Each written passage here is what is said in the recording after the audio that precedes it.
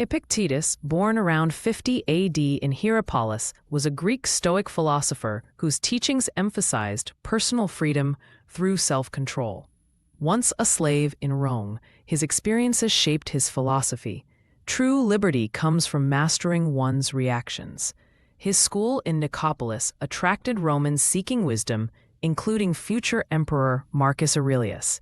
Epictetus' core belief: we cannot choose our external circumstances, but we can always choose how we respond, remains foundational to Stoicism. As a young slave in Nero's Rome, Epictetus endured brutal conditions. Historical accounts suggest his owner, Epictetus, broke his leg deliberately, yet Epictetus reportedly said, "If you go on, you will break it."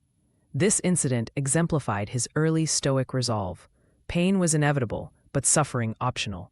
Roman slavery statistics reveal 1 in 3 Italians were enslaved. Epictetus's survival strategies foreshadowed his later teachings on resilience amid adversity. The pivotal moment when Epictetus broke Epictetus's leg became legendary. Unlike typical slave narratives emphasizing victimhood, Stoic texts describe his reaction, analyzing pain objectively. Medical scrolls from 1st century Rome confirm such injuries often led to permanent lameness. Yet Epictetus transformed this trauma into philosophical fuel, later teaching, lameness is an impediment to the leg, not to the will, a radical perspective on disability in antiquity. After gaining freedom circa 68 AD, Epictetus studied under Musonius Rufus, the Roman Socrates. Imperial records show philosopher slaves often became teachers, a unique social mobility path. His limp, rather than a stigma, became a teaching tool. When you appear before powerful men, remember another looks down from above. This period refined his signature paradox. Physical liberation matters less than mental emancipation from desires and fears. By 89 AD, Epictetus taught in Rome's bustling intellectual circles. Archaeological evidence suggests his school resembled modern seminars. Students debated in courtyards, not lecture halls. His pedagogy was revolutionary. Dismissing abstract theory, he used Socratic questioning about daily struggles. One surviving account describes him challenging a student anxious about exams.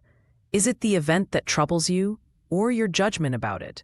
A core Stoic distinction. When Emperor Domitian banished philosophers in 93 AD, Epictetus calmly relocated to Nicopolis, unlike contemporaries who resisted.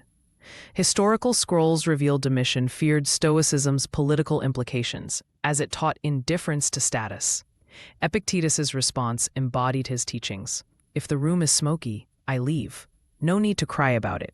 His exile became an opportunity. Nicopolis, strategic location, allowed him to teach future leaders passing between Rome and the East. Epictetus's Nicopolis School flourished despite its modest setting. Excavations reveal it had no grand statues, just simple benches, reflecting his belief that wisdom needs no adornment. Students kept detailed notes, later compiled as the discourses, recording his practical advice. For a ship to be safe, it needs a competent captain, not painted sails. This period produced Arrian, his most famous student, who preserved his teachings for posterity.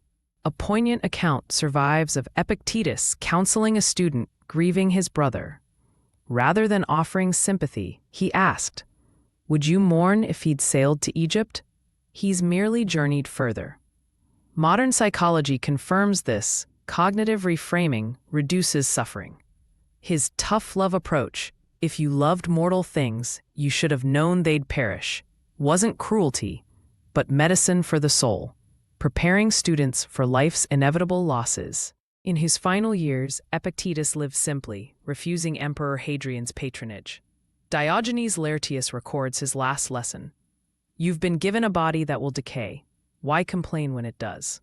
His death around 135 AD exemplified Stoic principles, accepting nature's cycles without drama.